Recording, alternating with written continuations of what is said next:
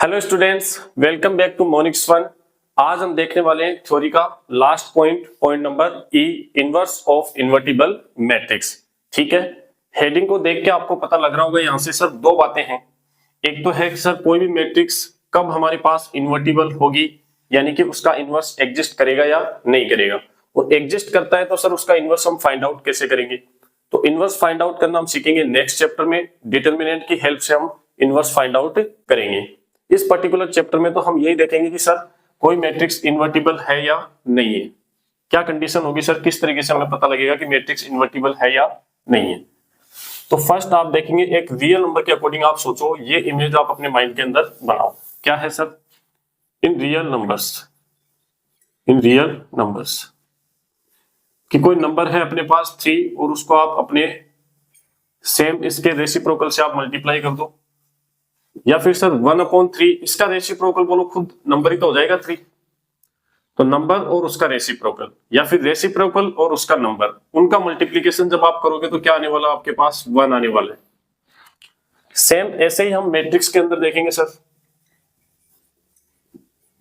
Matrix में हमारे पास क्या होता है सर, कोई मैट्रिक्स ए है, उसको आप उसी के इनवर्स से आप मल्टीप्लाई कर दो।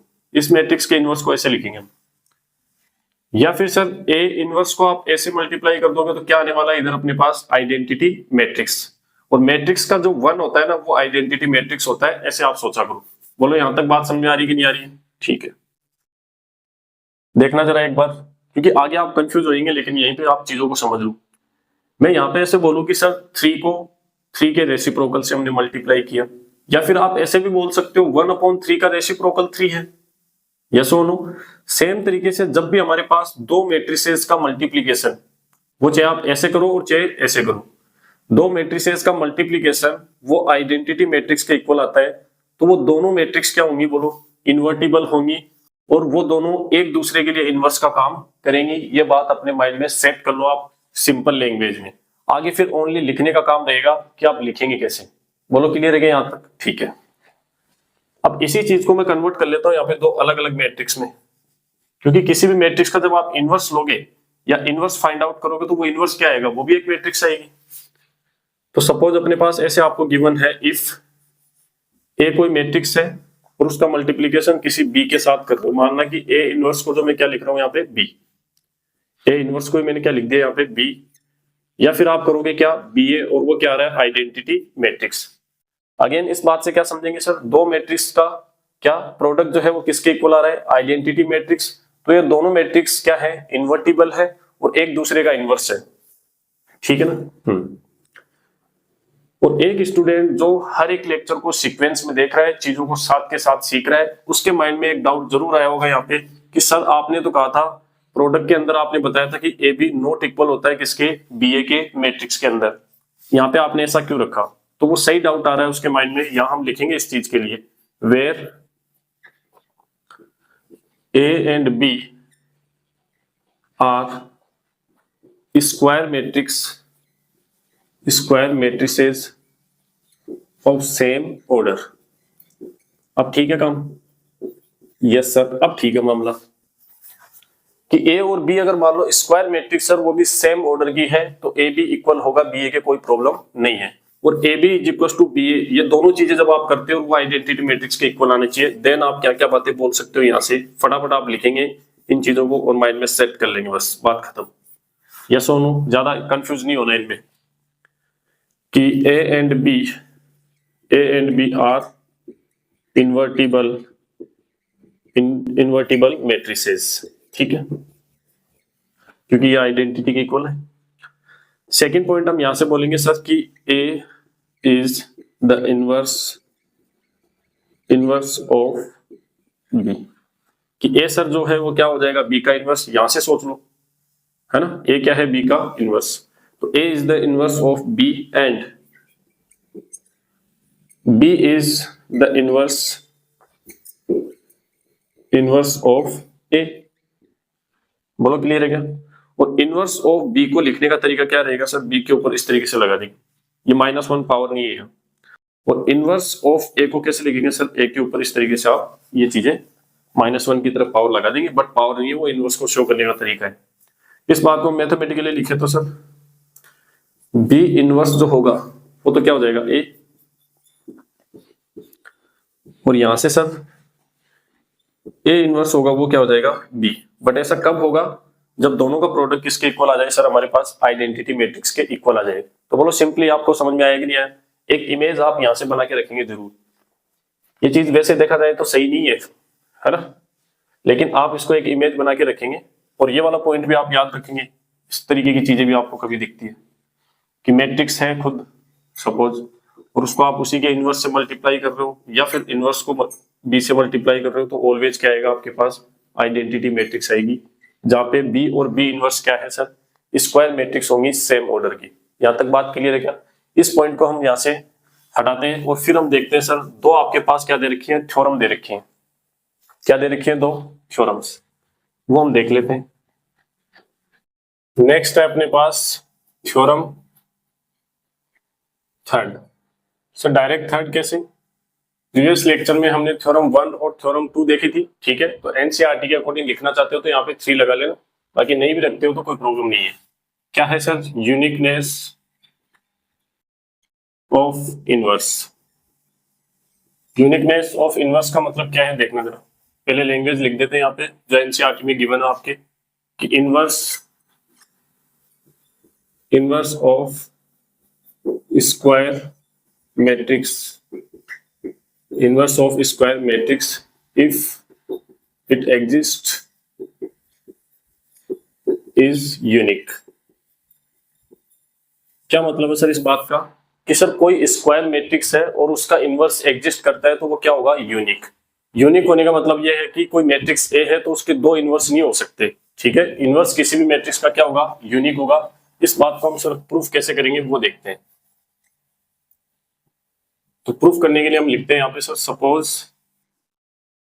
Suppose B is the inverse of ए।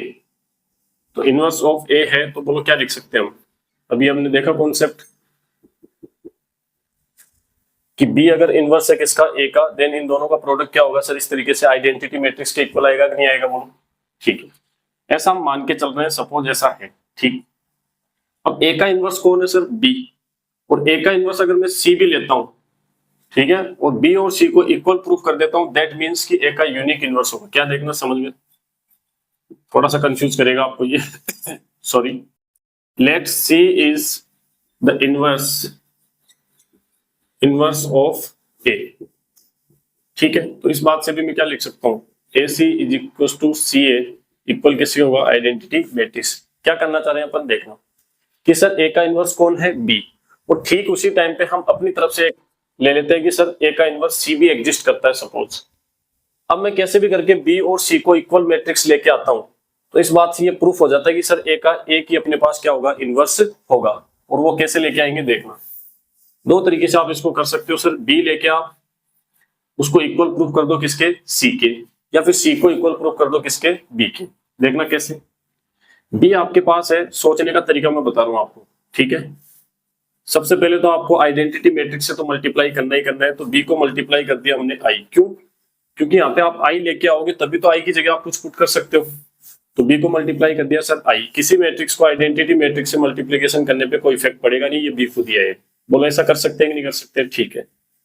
अब आई की जगह आपको पुट करना है, तो बी जिस इक्वेशन में है उससे पुट नहीं करना है। तो बी इसमें है तो यहां से नहीं लेना है सर, यहां से लेना है क्या? एसी। तो ये अपने पास क्या आ गया? एसी इज इक्वल टू क्या हो जाएगा सर? एसोसिएशन से इन दोनों का कर लेता हूं मैं एक साथ, बी ए, देन अपने पास क्या है यहाँ पे? सी। अब बोलो बी ए की जगह अपन क्या पुट कर सकते हैं? आई। आगे क्या है? सी। अब किसी मैट्रिक्स को आई से मल्टीप्लाई करोगे तो कोई इफेक्ट होगा नहीं, ये आ गया सी। तो बी इक्वल हो गया कि नहीं हो गया? बोलो सी के। सेम तरीके से आप यहाँ पे सी को भी इक्वल कर सकते हो किसके? बी के। दोनों में से कोई एक तरीका करना पड़ेगा आपको। तो सबसे पहले तो आपको आइडेंटिटी मैट्रिक्स से तो मल्टीप्लाई करना ही करना है। अब बोलो सी किस इक्वेशन में है सर? इस इक्वेशन में है। तो हमें इससे पुट नहीं करना है, जिसमें सी नहीं है वहां से उठाओ आप ए बी। तो सी आई की जगह क्या रख देंगे? A B. इन दोनों को साथ में ले लो यहाँ पे, सी ए, देन अपने पास क्या है सर? बी। और सी ए की जगह हम पुट कर सकते हैं कि बोलो आई, तो आई बी, तो ये क्या हो जाएगा अपने पास? बी। तो यहां से भी अपने पास सी इक्वल क्या आ रहा है? बी की। इस बात से क्या समझ में आता है सर? कि ए का इनवर्स बी था, यहां तक तो बात ठीक है सर, लेकिन आपने ए का इनवर्स एक और ले लिया सी। अब सर बी और सी दोनों को इक्वल प्रूफ हमने किया, दैट मीन्स कि सर ए का एक ही इनवर्स है इधर। दो आपने ले तो लिए बट वो दोनों इक्वल आ गए, दैट मीन्स ए का एक ही इनवर्स होगा। ये है यूनिकनेस ऑफ इनवर्स। और मैंने आपको सोचने का तरीका बताया, न कि डायरेक्ट, ताकि आप उसको रटो, समझ के आप इन दोनों को प्रूफ कर सकते हो। अगला है अपने पास थ्योरम नंबर 4। थ्योरम 4 जो है वो क्या है देखना जरा, कि सर हमारे पास क्या है, if A and B are invertible matrices, दोनों की दोनों अपने पास क्या है, इन्वर्टिबल मैट्रिसेस है, तो इनका आप जो प्रोडक्ट करो और उसका आप एक साथ क्या लो, इनवर्स। तो ये इनवर्स ओपन कैसे होगा देखना जरा। ट्रांसपोज में हमने देखा था रिवर्सल लो, रिवर्स तरीके से ओपन होना, उसी तरीके से होता है सर इनवर्स भी। आप इस चीज को ऐसे ओपन नहीं कर सकते कि सर ए इनवर्स और बी इनवर्स, क्यों? क्योंकि ये पावर थोड़ी है -1 जो आप अंदर पावर सेपरेट कर दोगे, ये इनवर्स का साइन है। तो कैसे आएगा ये सर, यहाँ पे रिवर्सल लो, पहले इसके ऊपर फिर इसके ऊपर फिर ऐसे, तो बी इनवर्स और ए इनवर्स, ऐसे आप इस चीज को याद रखेंगे, ठीक है, ऐसा होता है। ये आपकी है थ्योरम नंबर अपने पास 4। अब इसको सर प्रूफ कैसे करेंगे वो देखना जरा। तो आप देखेंगे कि वी नो दैट, हाँ ऐसा लिखते हैं ना तो स्टूडेंट को अच्छा लगता है, वी नो दैट। सर आप लैंग्वेज कम लिखते हो, मैथ है बेटा ये, ठीक है, देखते हैं इधर।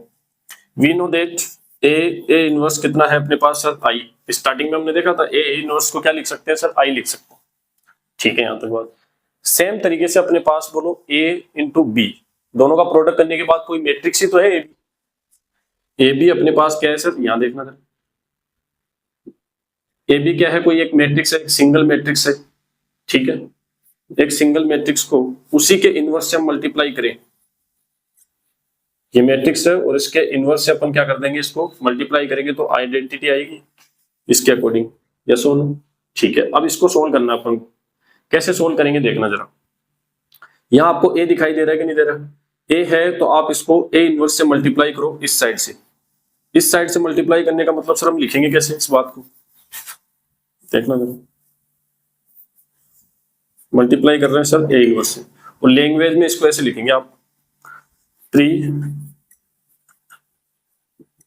मल्टीप्लाइंग बाई ए इनवर्स, ये लो, ठीक है ना, हाँ फुल लैंग्वेज। अब ए इनवर्स से आप इसको इस साइड से मल्टीप्लाई कर रहे हो, सर साइड इतनी इंपॉर्टेंट, यस प्रोडक्ट के अंदर इंपॉर्टेंट है। तो यहां से क्या आ जाएगा सर, ए इनवर्स, और ये दे रखा आपके पास ए बी, और आगे है ए बी का इनवर्स, और इस साइड क्या है तो बोलो इस साइड भी अपने को करना पड़ेगा, है ना, और प्री मल्टीप्लीकेशन करना है यहाँ पे, पहले ए इनवर्स आएगा फिर आई आएगा, देखते चले जाना आगे। अब सर ए के साथ आप ले लो इसको, है ना, एसोसिएशन से ए इनवर्स ए अपन एक साथ ले लेते हैं यहाँ पे इन दोनों, फिर क्या है सर बी, और ये तो अपने पास है A B whole inverse is equal to, identity matrix का कोई इफेक्ट पड़ेगा नहीं सर, यहाँ पे क्या आएगा ओनली ए इनवर्स। आप देख पा रहे ए इनवर्स तो आ गया है और बी इनवर्स और लेके आना, ठीक है ना। इसकी जगह आप क्या पुट कर दोगे, बोलो आई, अगली इक्वेशन, तो आई बी, ये एज इट इज, ये एज इट इज। आई का बी के ऊपर कोई इफेक्ट पड़ेगा नहीं, तो ओनली क्या आ जाएगा बोलो बी। मैं डायरेक्ट लिख देता हूँ A B inverse is equal to A inverse. यहां तक बात क्लियर है। अब आपको बी दिखाई दे रहा है क्या यहाँ पे, तो आपको इस बार क्या करना है, बी इनवर्स से प्री मल्टीप्लीकेशन करना है, या फिर ऐसे सोच लो कि ए इनवर्स आ चुका तो बी इनवर्स और लेके आना है, तो बी इनवर्स से क्या कर देंगे इस साइड मल्टीप्लाई, और लैंग्वेज में आप ऐसे लिख देंगे, बोलो क्लियर है। तो बी इनवर्स से जब आप इसको मल्टीप्लाई करोगे तो बी इनवर्स, और आगे क्या है सर बी तो है ही, और ये आगे अपने पास A B inverse is equal to, इसको भी करेंगे, दोनों साइड करना पड़ेगा ना, बी इनवर्स ए इनवर्स। बोलो इन दोनों का मल्टीप्लीकेशन क्या आएगा, इसके अकॉर्डिंग आई आ जाएगा यहाँ पे, और आई को किसी मैट्रिक्स से करोगे तो उस मैट्रिक्स पे कोई इफेक्ट पड़ेगा नहीं, तो इधर क्या रह जाएगा अपने पास, बोलो ए बी इनवर्स ही तो रहेगा, और इक्वल में क्या आ रहा है sir B inverse A inverse, यही तो प्रूफ करना था। अगेन मैंने इसमें आपको सोचने का तरीका बताया है, स्टार्टिंग में आपके पास इसके अकॉर्डिंग आप ये तो लिख ही लेंगे। यहाँ सबसे पहले आपको ए दिख रहा है तो आप ए इनवर्स से मल्टीप्लाई करो, इसको प्रोसेस सॉल्व करके यहाँ पे आ जाएंगे आप। यहाँ पे आप ऐसे सोच लो कि सर बी दिख रहा है तो बी इनवर्स से करना है, या फिर ऐसे सोच लो सर ए इनवर्स आ चुका और बी इनवर्स और लेके आना है, तो ऐसे भी आप कर सकते। ये आपकी थ्योरम नंबर 4। बोलो क्लियर है क्या यहाँ तक? अरे ये सोनो, इस तरीके से आपको दो थ्योरम दे रखी थी, बस यही था आपके लेक्चर के अंदर। अब हम देखते हैं क्या सर, पिछले लेक्चर में जो मैंने आपको दी थी डीपीपी, उसको हम सोल्व करते हैं। डीपीपी नंबर 4, 3 क्वेश्चंस मैंने दिए थे प्रीवियस लेक्चर के अंदर आपको डीपीपी। इसके अंदर सर हमारे पास ट्रांसपोज से रिलेटेड क्वेश्चंस हैं, और हमने थ्योरी में देखा कि ट्रांसपोज से रिलेटेड जितने भी क्वेश्चंस हैं या कुछ आपको प्रूफ करना है, ट्रू और फॉल्स चेक करना है, तो ऑलवेज आपको क्या करना है, ट्रांसपोज लेके देखना है बस। तो सर इनकी जो अप्रोच होगी हमारे पास वो क्या होगी, एक ही अप्रोच है, 99% क्वेश्चन इससे सोल्व हो जाएंगे आपके। क्या अप्रोच है सर? ऑलवेज ट्रांसपोज लेकर चेक करें। ऑलवेज आपको ट्रांसपोज लेके चेक करना है। बोलो क्लियर है क्या? और आपका क्वेश्चन हो जाएगा। जैसे फॉर एग्जांपल इधर देखना, क्वेश्चन नंबर फर्स्ट देखो आप। क्वेश्चन फर्स्ट के अंदर आपको बोला है कि ए जो है वो क्या है, सिमेट्रिक मैट्रिक्स है, और सिमेट्रिक है तो बोलो उसका ट्रांसपोज क्या हो जाएगा, ए।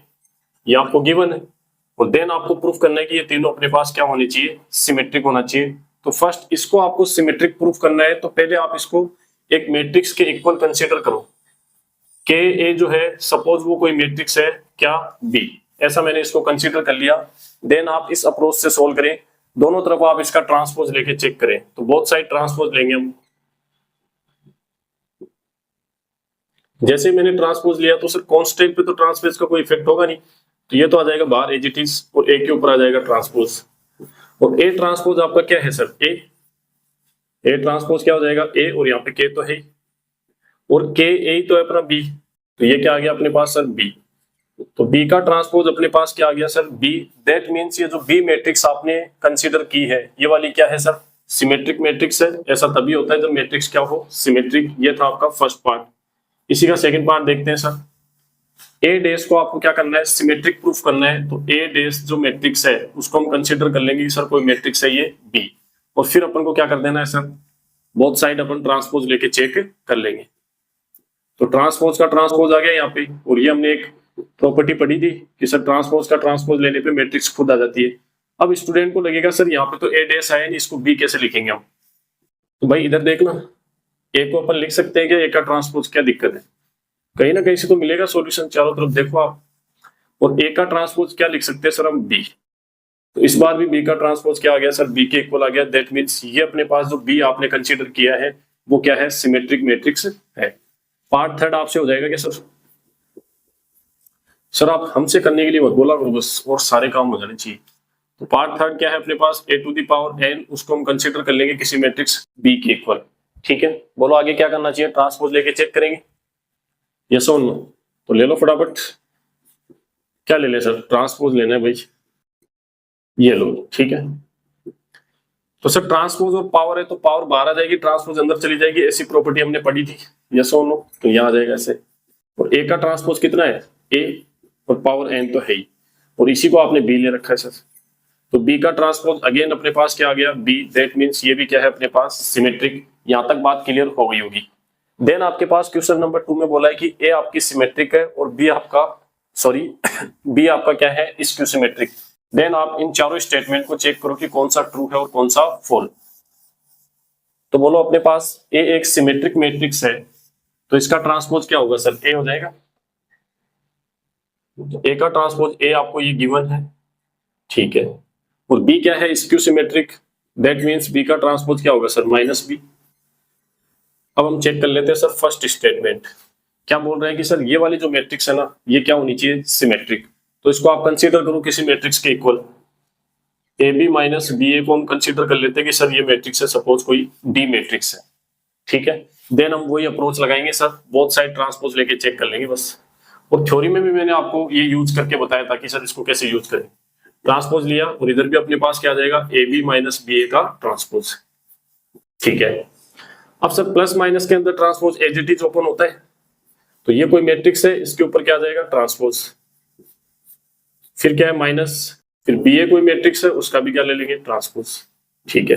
अब सर मल्टीप्लीकेशन है, इसमें रिवर्सल लो लगेगा, आर एल लो लगेगा कि नहीं लगेगा बोलो?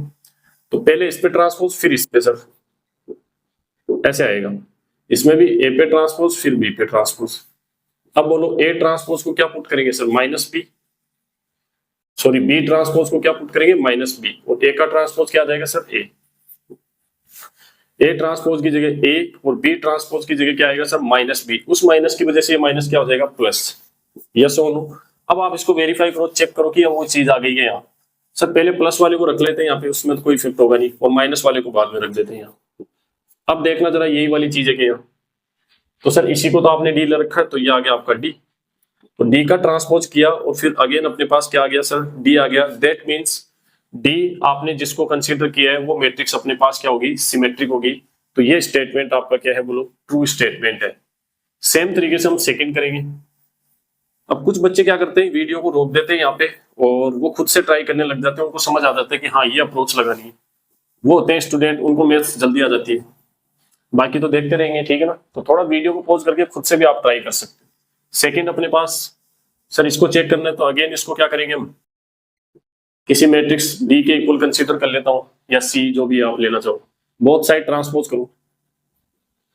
अगेन सर यहाँ पे ट्रांसपोज करेंगे तो ए की पावर 4 माइनस बी की पावर 4 का ट्रांसपोज, तो माइनस है तो सेपरेटली जो है सीधा सीधा ओपन हो जाएगा। यहाँ पे ए की पावर 4 का ट्रांसपोज माइनस बी की पावर 4 का ट्रांसपोज, पावर बाहर ट्रांसपोज अंदर,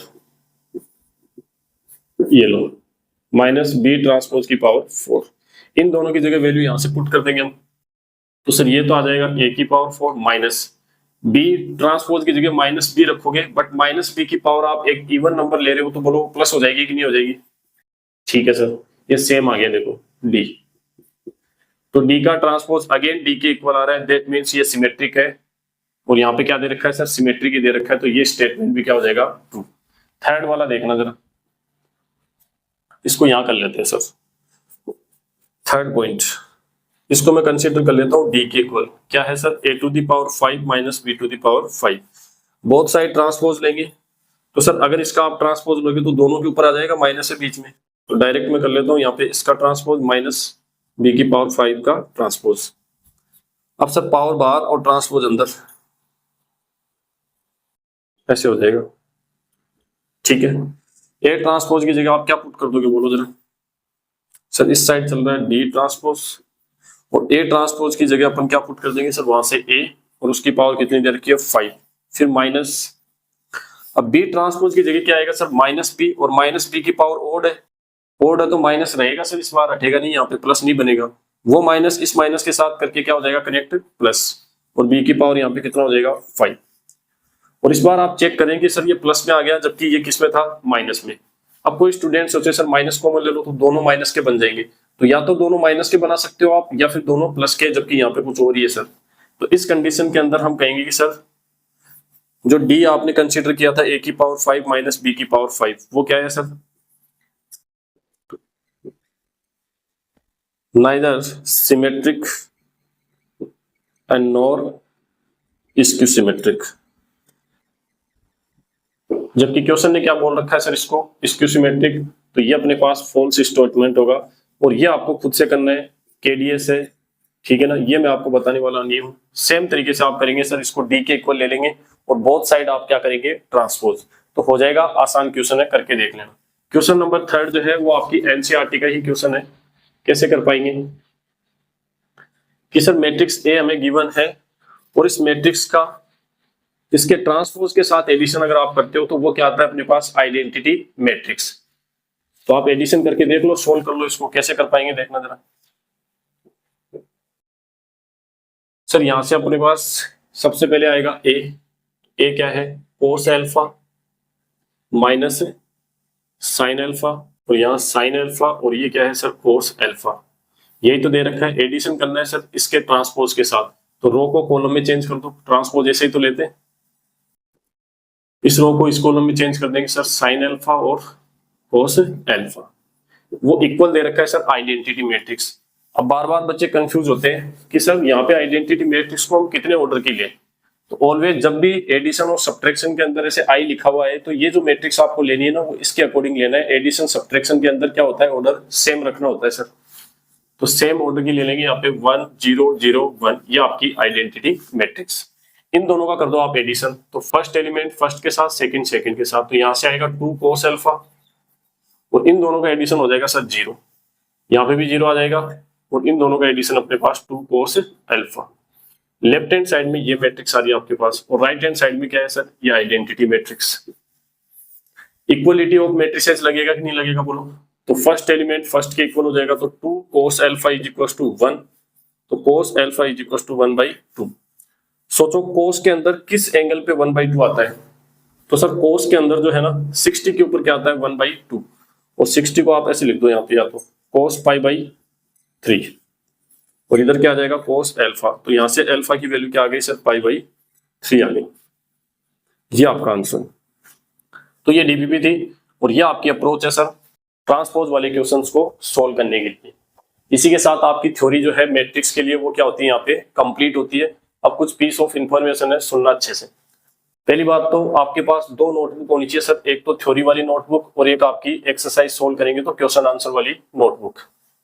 ये जो थ्योरी आप जब लिखते हो मेरे साथ साथ, इनके बीच में आपको जो डीपीपी अपलोड करता हूँ वो डीपीपी आप इस थ्योरी वाली नोटबुक में ही थ्योरी के साथ साथ ही सोल्व करेंगे, उसी नोटबुक के अंदर जो आप नोट्स तैयार कर रहे हो। यस और नो, एग्जाम्पल की तरह आप इनको बीच बीच में सेट कर लेंगे, वो मैं लिखता रहता हूँ कौन से लेक्चर के बाद करना है, कहाँ पे क्या है। जैसे मैं अपलोड कर रहा हूँ वैसे ही उसी सीक्वेंस के अंदर।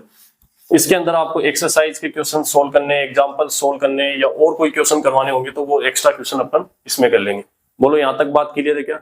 एक वो स्टूडेंट जिसने कंप्लीट ये चैप्टर मेरे साथ सीक्वेंस में देखा है, साथ के साथ डीपीपी सोल्व की है, वीडियो को पॉज करके मुझसे पहले क्वेश्चंस को करने की कोशिश की है, उस क्वेश्चन के लिए, उस स्टूडेंट के लिए आर.डी. शर्मा, आर.एस. अग्रवाल या फिर कोई भी एनसीईआरटी रिलेटेड बुक आप देख लेना, उसके क्वेश्चन आपसे खुद से होने लगेंगे। कुछ कुछ क्वेश्चन होंगे जो अच्छे क्वेश्चन होंगे वो आने वाले टाइम में इसी प्लेलिस्ट में आगे आपको वीडियोस मिलते रहेंगे। पहले हम सोल्व करेंगे एनसीईआरटी एक्सरसाइज कंप्लीट, यस और नो। बाकी अपने पास आर.डी. शर्मा, आर.एस. अग्रवाल, ये जितनी भी एक्स्ट्रा बुक्स हैं इनके क्वेश्चंस आपके सामने आते रहेंगे। तो मिलते हैं नेक्स्ट लेक्चर में एक्सरसाइज सोल्व करने हैं।